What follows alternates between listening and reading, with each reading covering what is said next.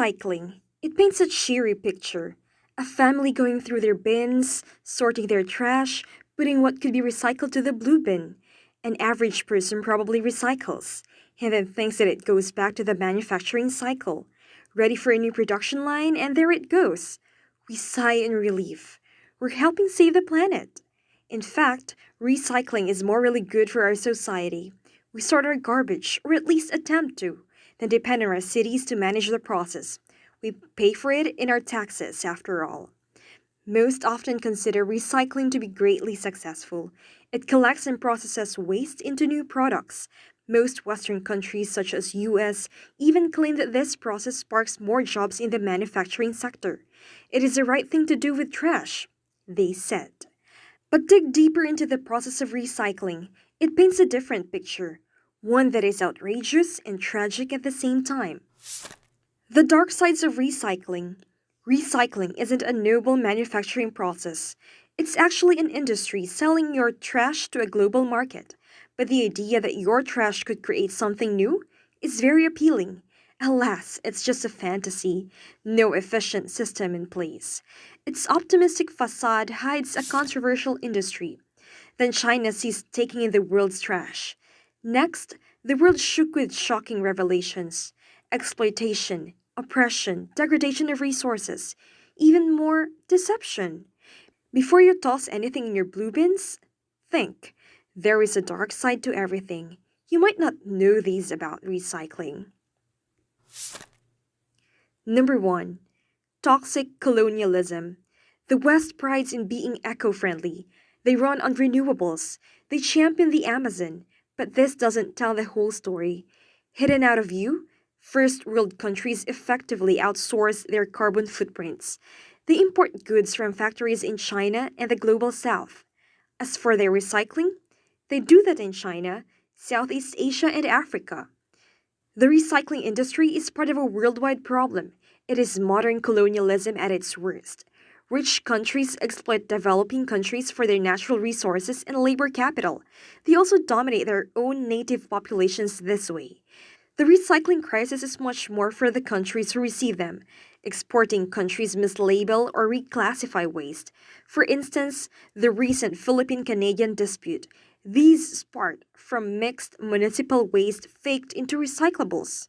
In essence, they hide the West's toxic relationship with waste through exploitation. Number 2. Injustices.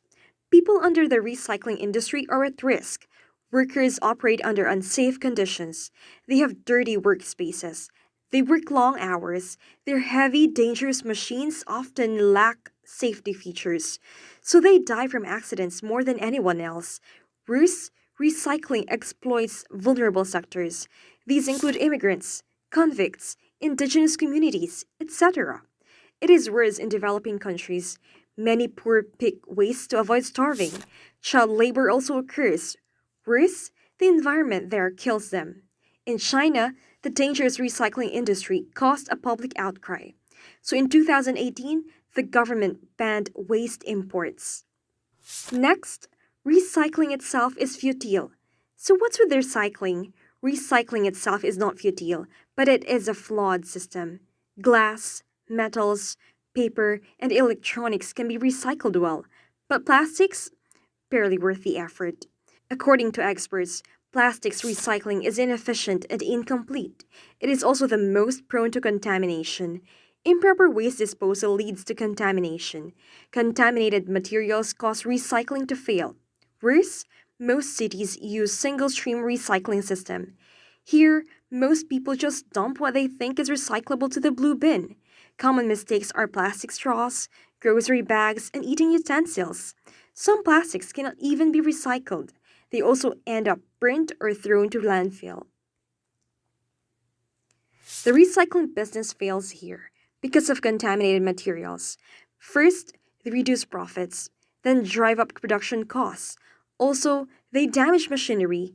Worse, even after intense processing, they are worthless, together with the profitably recyclable materials that they mix with. It isn't cost efficient.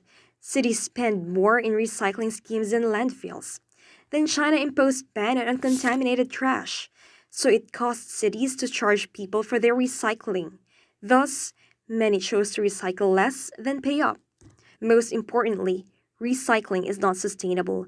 Few countries could recycle all the material on their own. Also, materials can't be recycled forever. And lastly, it still contributes to air pollution and environmental degradation. Processing recyclables produces pollution. First, factories here operate under fossil fuels. They emit carbon dioxide and methane. Then, they also waste water during production. It doesn't reduce the waste pollution, rather, it adds to it even more. Now it is time to look beyond recycling. Recycling cannot be the miracle cure. Rather, it is just a part of the whole solution. Instead, let's look at better solutions. In conclusion, don't think of recycling before you can even reuse it on your own. Then stop relying on it. In fact, this way you can compel companies to step up. As consumers, there are two ways to respond. First, consume less. Don't buy what you don't need or won't need any longer. Try minimalism. Lease rather than buy. For example, lease baby and kid clothing since kids outgrow their clothes. Second, go zero waste. Think before you buy. Choose the ones with less to no packaging. Buy and use reusables instead of disposables. Lastly, think quality, not quantity. Buy durable products. In essence, it is better to not recycle than to recycle badly.